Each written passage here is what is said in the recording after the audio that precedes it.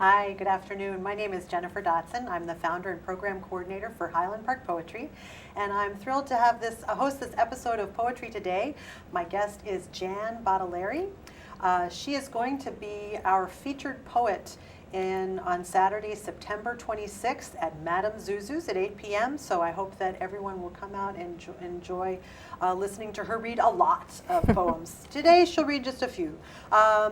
Just a brief introduction, Jan Bottiglieri is a poet and freelance writer, as well as a managing editor for the literary annual Rhino. She received her MFA in poetry from Pacific University, and her poems have appeared in a variety of journals and anthologies, including Harper Palette, Court Green, Bellevue Literary Review, Rattle, and Sunrise from Blue Thunder. Jan has led poetry workshops throughout suburban Chicago, and she lives and writes in Schaumburg. And although she said don't mention it, I will anyway. She says visitors there can enjoy plenty of free parking. Absolutely. Come on out. Her chapbook, Where Gravity Pools the Sugar, was published in 2013. And her full-length poetry collection, Alloy, is just out this summer, right? From, That's right. Mayapple Press. Yes. Very exciting. So why don't we start with you talking a little bit about this book in particular, the sort of how its genesis and Sure. How you got connected with Mayapple.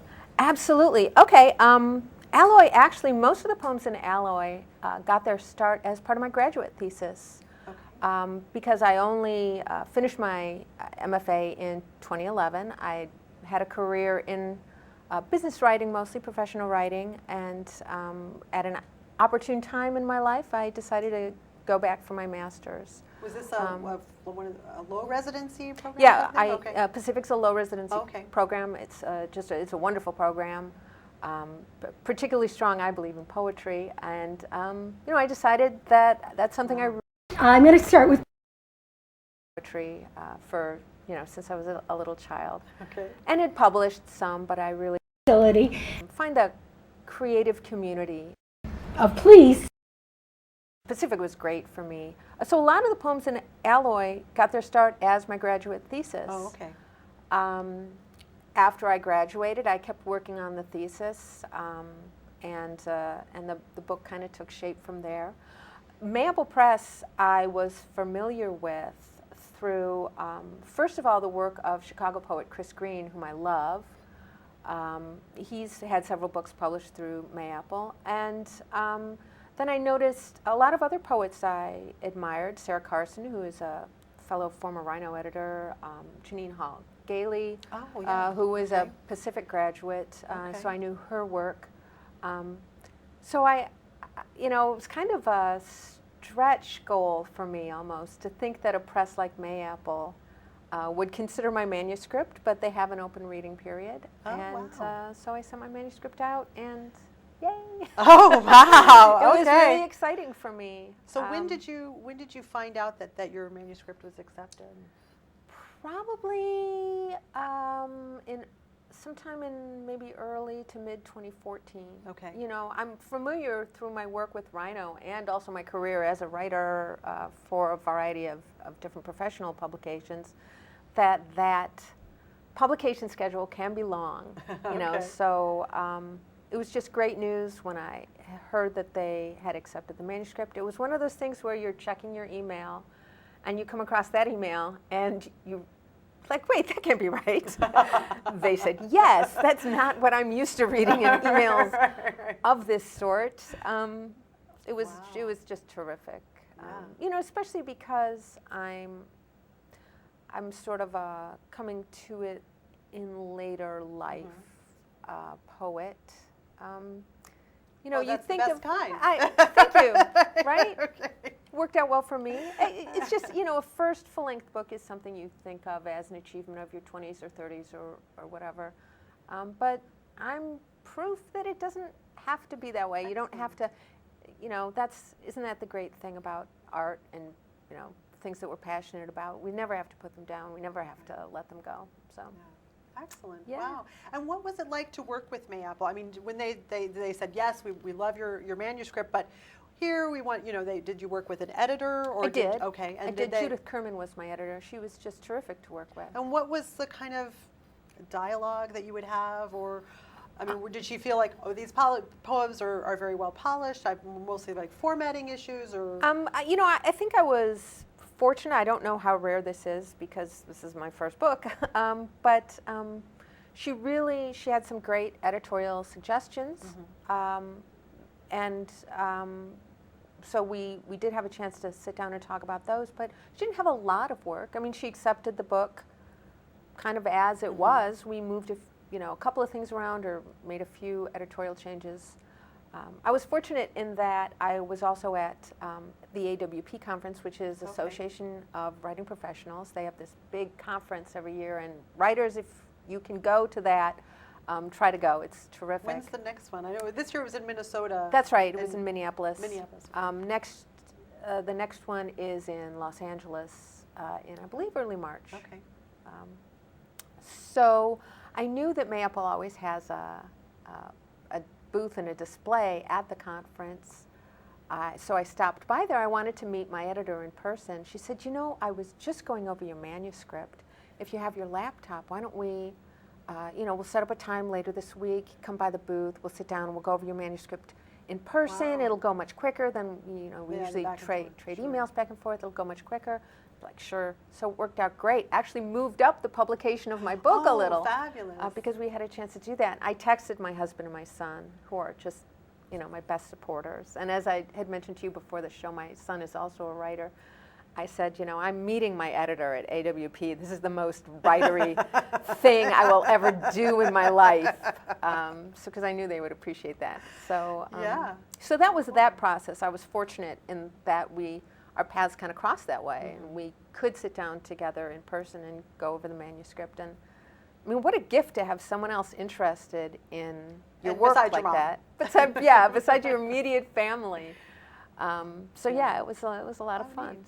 Well, and it's also, it must be fascinating to have someone just talk to you about it, because you're so intimately involved with each poem, and you've been working on that manuscript since, Sure. In its couple various years, so that it's to have someone also be familiar with it but with a different perspective is got to be and to have formed an opinion about its strengths and weaknesses and its arc, and to be able to kind of hash that out with someone was really, really gratifying, and it was a lot of fun. Yeah. Well, I think we ought to give the audience a taste of some of your writing. So if you would pick a poem that you think you'd love to share, that would be. Is there? I mean, you'd mentioned this one earlier, Poets on the Alien Planet. So I'll start with that one. Poets on the Alien Planet. In the schools, if they have schools, the young things curl over desks, if they have desks, with their laser pens or Sotios styluses or nanocrystal pencils colored like zoo animal skins, if they have zoos, completing worksheets to practice the names of their moons, all 7. One may be named for its burning, one for its bluish cast, another for the way it seems to wander in that far sky, its elliptical orbit stretched by a mineral gravity. One may be where they keep their angels or their weapons or their dead, or where their babies come from, in stories told to take the place of the cruel or ridiculous mechanics of their species. There is always a smallest and a largest, and the moon most slipshod, disreputable, but of their inscrutable jokes, Pittsburgh of moons. And the alien poets, for they must, so moon-rich, have poets, likewise curve their bodies, the curvable parts, if only their however many moonward eyes, around the odd implements of their odd craft, which seem to them so ordinary, so incapable of capturing anew the particular beauty tonight of Eominia, how it kisses the soft slope of Cyrex 6 with light, a phenomenon they have all seen before, given the length of their solar orbit. Still, they are compelled to try, because they are in love, or lonely, or because they are poets, and their word for azure is strikingly similar to ours. Oh, wow. I do like that. I mean, what a complete flight of fancy to imagine, a parallel universe where we also have poets, but with 7 moons. Those lucky Yeah, devils. those Poets. lucky, crazy, curvy aliens, whatever they may Right. be. Yeah. Yeah. Oh, I mean, was there a particular, I don't know, were you watching a movie or I something? was. Okay. Great guess, Jennifer. I was actually watching the movie District 9. And you know that movie? Yes. So it's Very a really cool. cool movie. And there's a scene in the movie where these aliens, who are just the most put upon visitors to our planet, they're really treated horribly. And this alien lives in a hovel where he's trying to raise his poor alien child and teach his alien child. And the alien child, in the alien talk, but it's subtitled so we can read it, says, asks a question about our moon and says, is it true that on our planet, do we have moons on our planet? And the father says, yes, here they only have 1 moon. On our planet we have 7. Like, they live in these miserable conditions, but he remembers that, Sure. that piece of his home where they have 7 moons. And that always just struck me. What a wonderful richness of moons to have. Yeah. So that was the impetus for the poem. Oh, neat. Yeah. That is very cool. Yeah, Wow. thanks. Well, do you want to read another one? Or Sure. Sort of now for something completely different? I don't know. Yeah, because there really are a lot of different kinds of poems in the book. Okay. And if you read my little notes about the book, I kind of discovered that memory, even in the story I just told about the alien remembering his home, even though it's from a fictionalized account, memory kind of is a thread. Okay. But there's so many different kinds of memory, so many different ways that memory plays in our lives. There's childhood memory, or the memories that we're building with our own families now, and there's cultural memory. Let me look for one, perhaps that deals with a childhood memory. Okay. This poem takes its title from a W.H. Auden poem in memory of W.B. Yeats. And that line is, a way of happening, a mouth.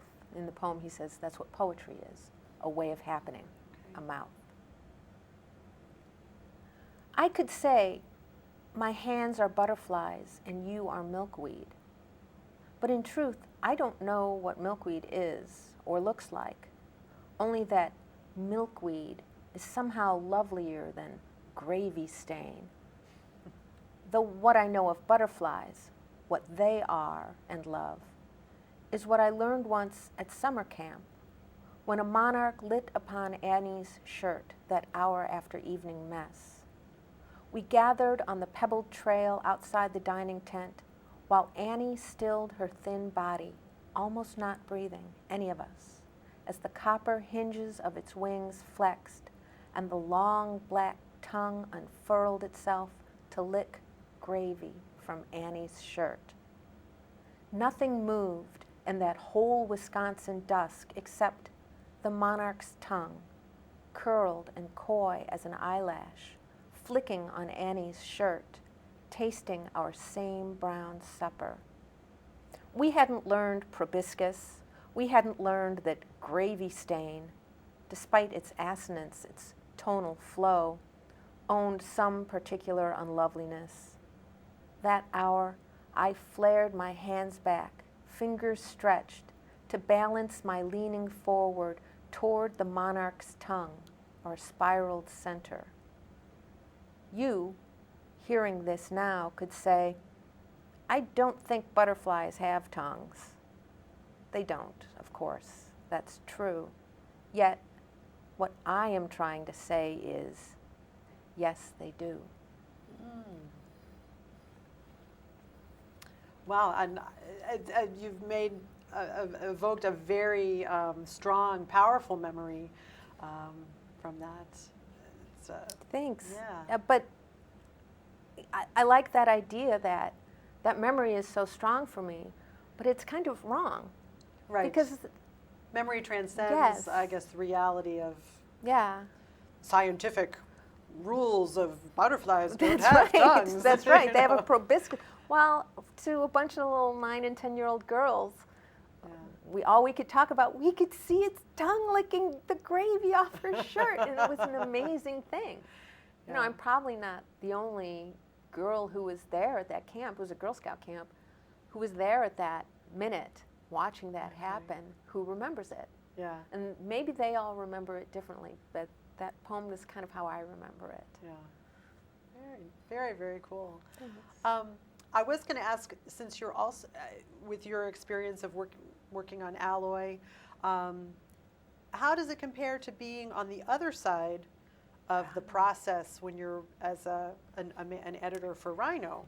Yeah, that's a really interesting question. Now, I started with Rhino as an editor even before I decided to go back for my MFA, and particularly, you know, that idea of a poetry community is really true with my work with Rhino. We have a large table of editors. There's 12 to 14 editors right now with Rhino.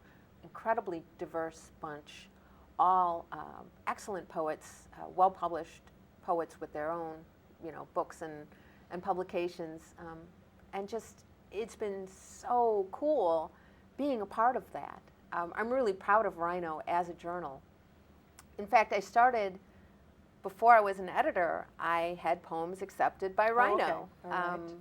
and it was pretty early in my efforts towards publication where I landed a few poems at Rhino, and I was just thrilled because Rhino also runs a reading series. They have reading events. They run a workshop series. So really, as part of the Rhino crew, we really do try and foster that same sense of community where, you know, you can be published in Rhino, or you can read at one of our events, or you can attend one of our events and hear some amazing readers we've had, or you can go to the workshop, get your work critiqued through our workshop series where we bring in visiting poets from around the Midwest to lead the workshop. Okay. So it's always different every month. Yeah. And the editors read submissions. We don't have, you know, readers ticking off and then passing along only what, you know, one person decides this way or that way. So if you do submit to Rhino, the editors of Rhino, these accomplished poets who I work with on the Rhino team, are reading your work, and not just one or two. You know, generally most manuscripts are read by at least 3 or 4 editors, sometimes even more. We'll take work to our editor's table and we'll discuss it. You know, it's a wonderful process. It really helps me kind of see how poetry is changing, to see what kind of work is resonating with the poets who are writing today. When you get 2,000 submissions in a year, of course I don't read each one of those myself. That's why we have so many editors. But it's just this great kind of finger on the pulse. Yeah. And we'll see, you know, as we put the book together through the year, we will see kind of trends emerging, subjects emerging. So we don't know why all of a sudden we're getting so many poems about, you know, buttons or you know, you don't know, and it's really a terrific way to keep engaged with poetry and engaged with other contemporary poets, besides just always, you know, scribbling away in our own personal garrets. Yeah. You know, and I think that's something that really, I don't know if all art is like this. I haven't really thought about it, but I know writing is like this. It's such an individual act. You know, we write poetry alone. Yes.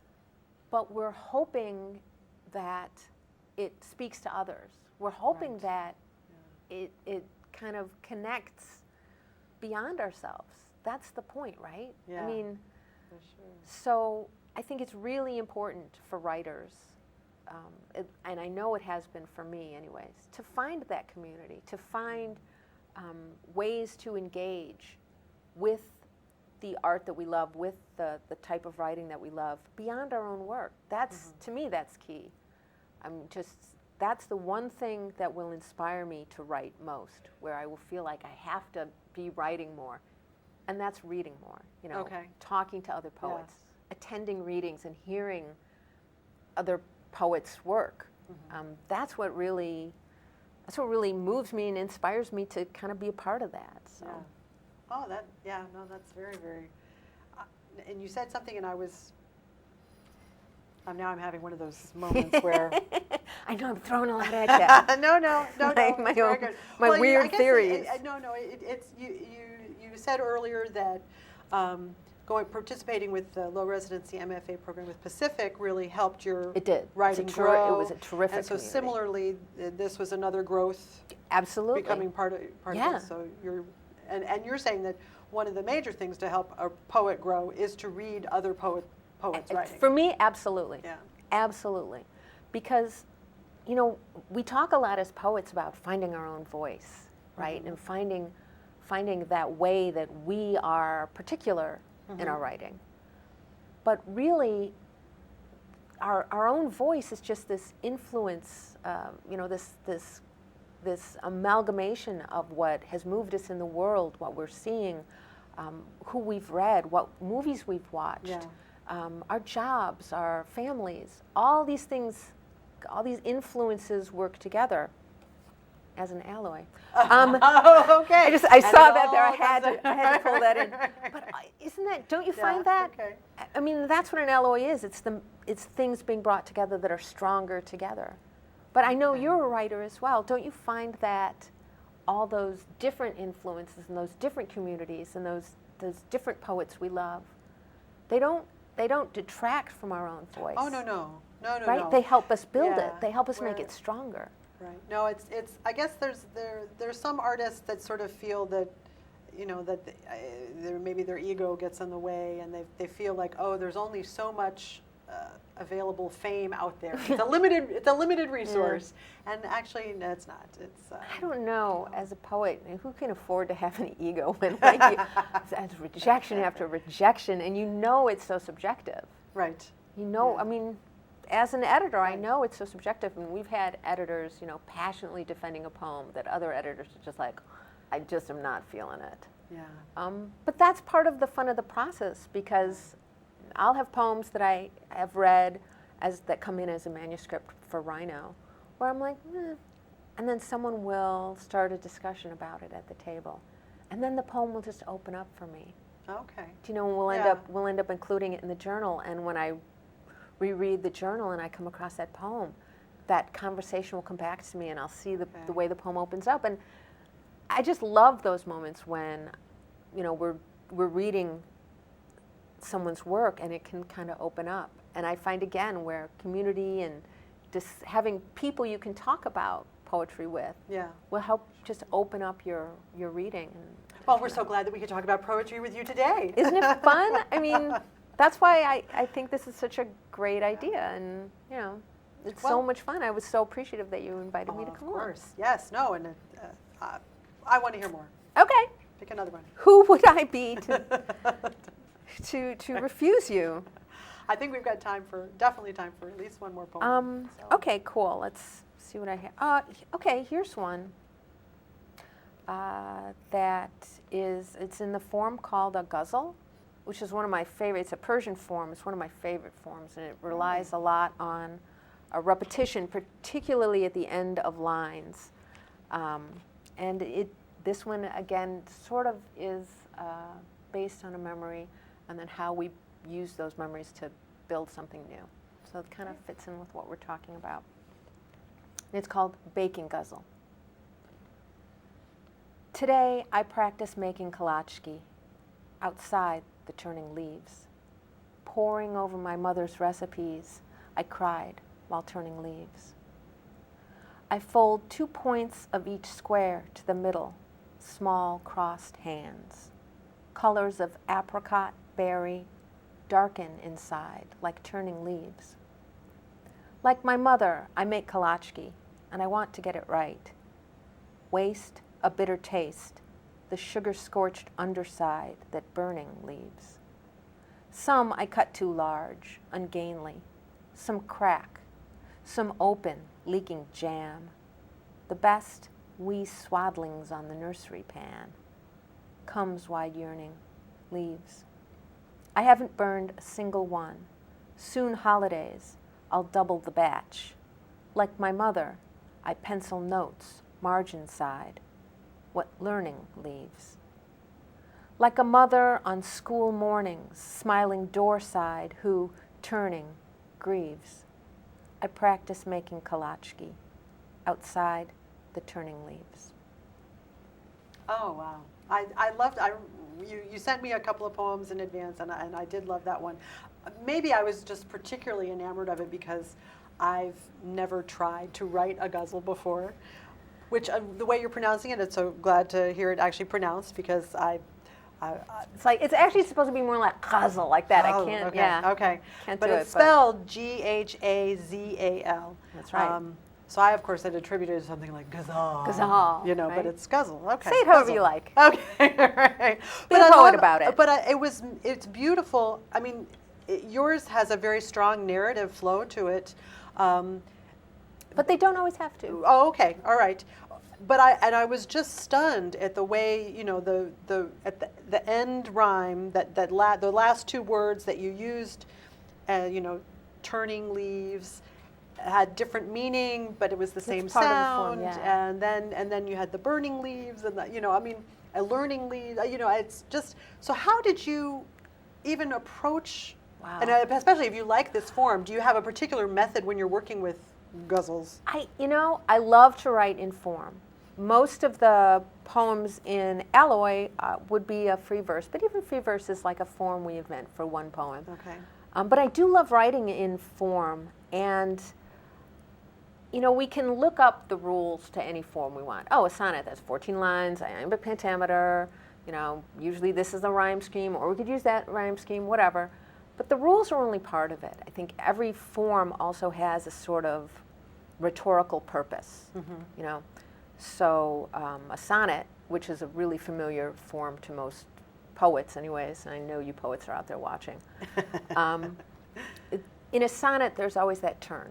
So that volta where the sonnet, you know, either poses a question and then answers it, or sets up, you know, my mistress's eyes are nothing like the sun, but I still love her, you know, sets something up, then tears it apart in the second part. So that's kind of the rhetorical purpose of that.